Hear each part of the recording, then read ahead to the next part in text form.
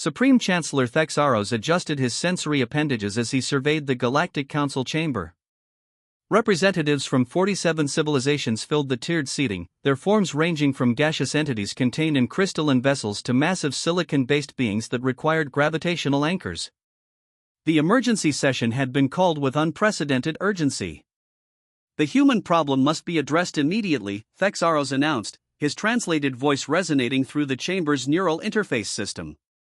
"They have rejected the compliance directive for the third time.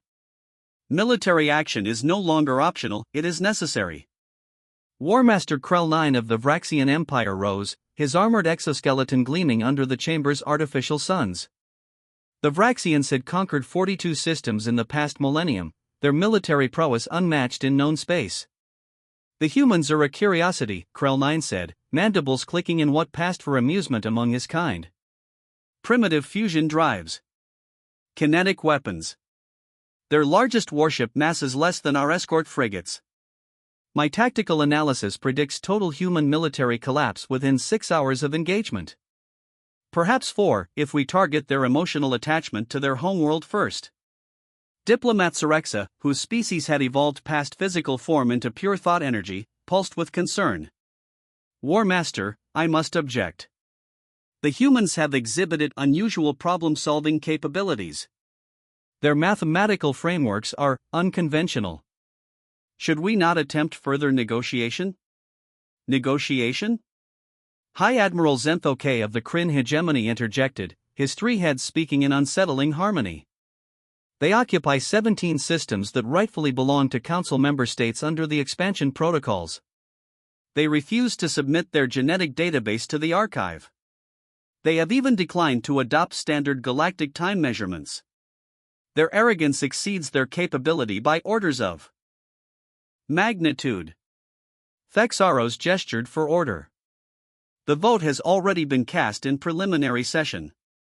The question before us now is not whether to act, but how swiftly we can neutralize the threat while minimizing collateral damage to useful infrastructure.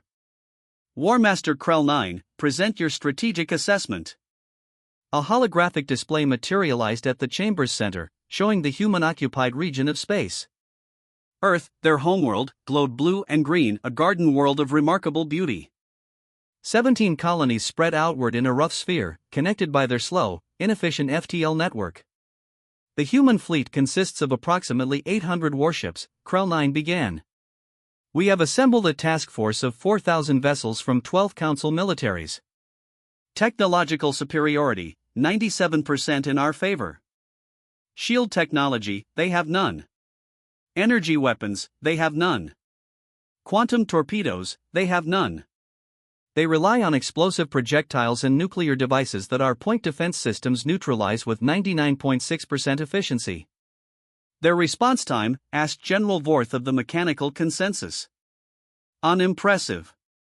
Their fastest vessels require 6 days to traverse their entire territory. Our jump gates can position forces anywhere in their space within hours.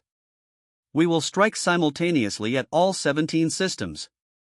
Overwhelming force, minimal casualties on our side.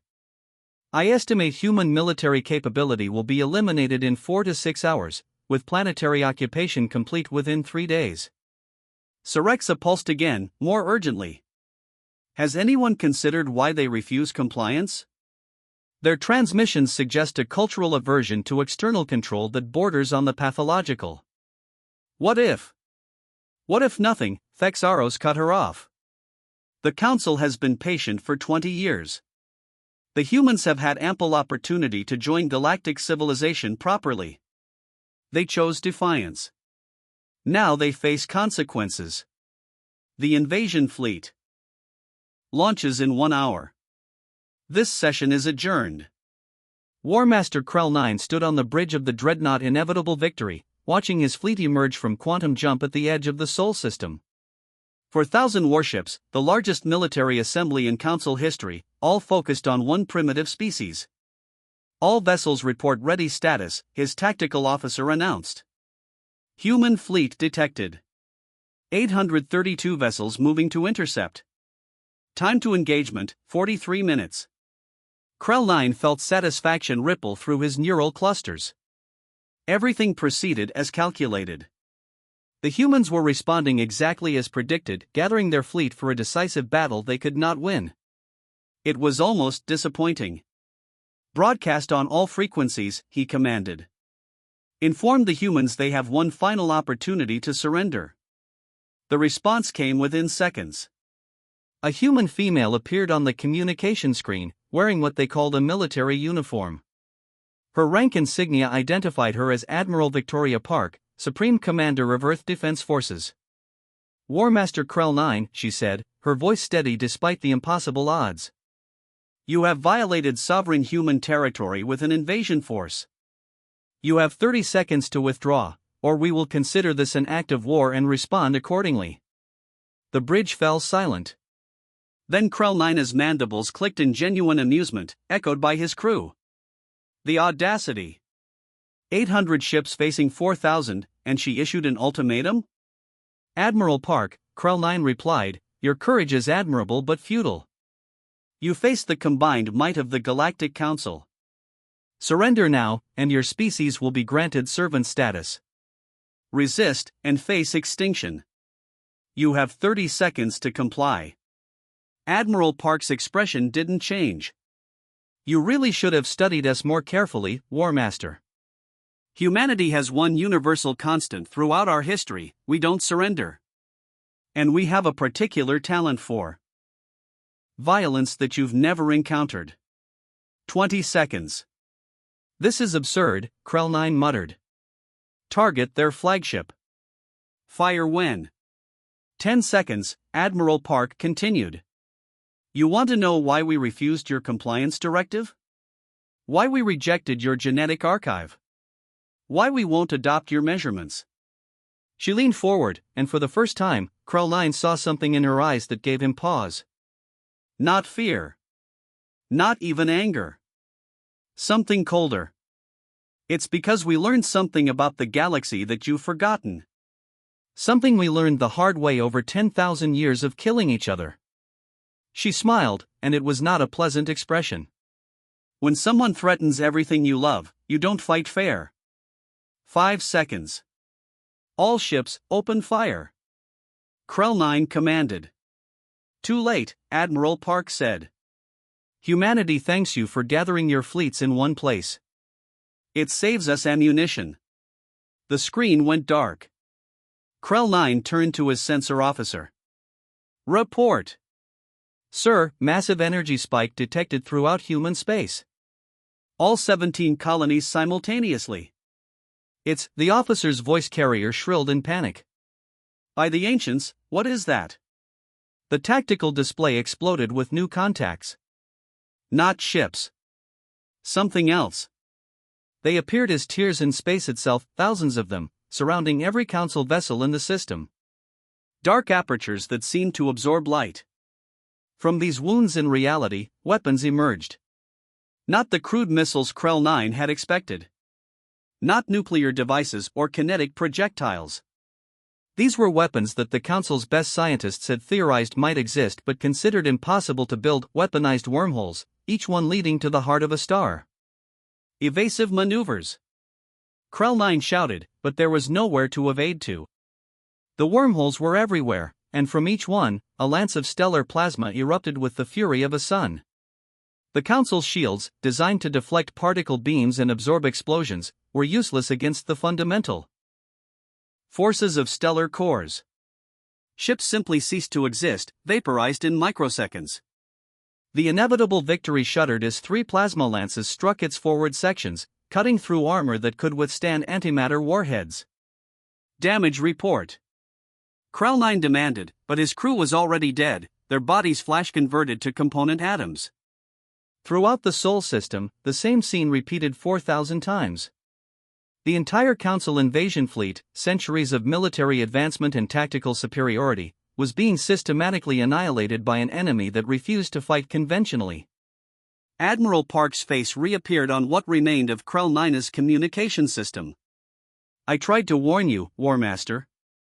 Humans don't have better technology than you. We have worse. But we've spent our entire existence finding creative ways to kill each other with whatever we had. When you threatened us, we just scaled up. Krell 9 could barely focus through the pain and radiation poisoning. How? The energy requirements alone. Every human colony has a star, War Master. We just learned how to open doors to them. Do you understand now? You brought 4,000 ships to intimidate us. We have 17 stars. The math was never in your favor.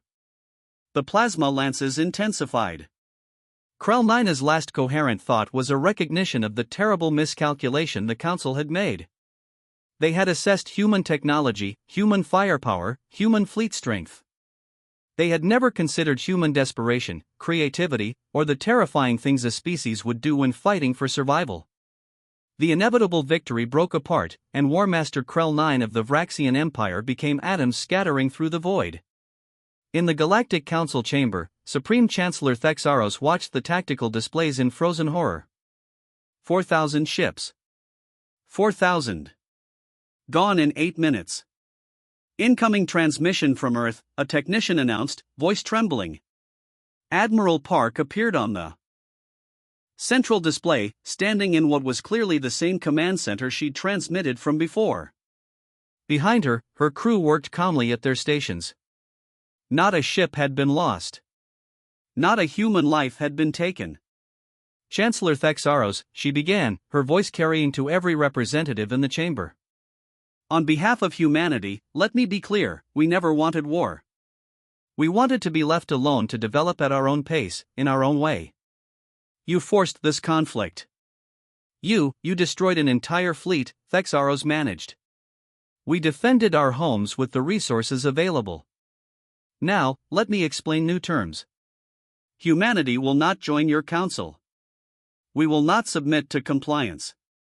We will continue to occupy our 17 systems, and we will expand as we see fit. Any attempt to interfere will be met with the same response you just witnessed.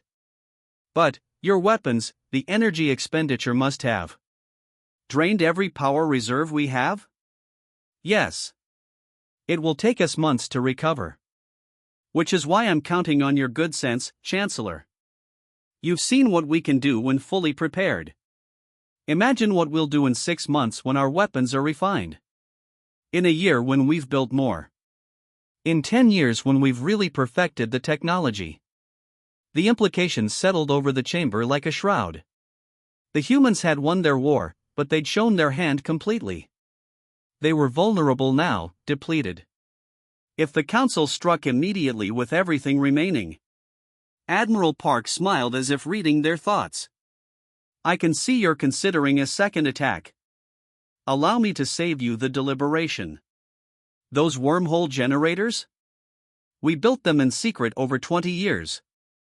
They're networked across all human space.